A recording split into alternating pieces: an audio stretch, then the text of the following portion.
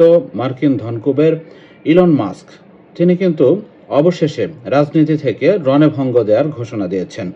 $288 million মার্কিন রাজনীতিতে ঢালার পরে ইলন মাস্ক অবশেষে গত শনিবার এক বার্তায় তিনি জানান যে তিনি রাজনীতিতে আরও কম সময় দেবেন। তবে তার এই ঘোষণার কারণ কি?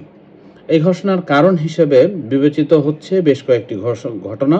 সেটি হলো যে তার যে ব্যবসা প্রতিষ্ঠান যা দিয়ে তিনি বিশ্বের অন্যতম শীর্ষ ধনীতে পৌঁছেছেন, সেই টেসলার শেয়ার বাজারে গুরুত্ব কমেছে, টেসলার ব্যবসা কমেছে।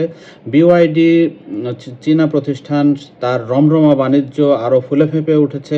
তারপরে তার এক্স এবং আরও অন্যান্য ব্যবসা প্রতিষ্ঠান স্পেস এক্স এগুলোতেও বেশ মন্দাভাব দেখা দিয়েছে। ফলে বেশ আর্থিক ক্ষতির মুখে পড়েই তিনি অবশেষে এই ঘোষণা দিয়েছেন।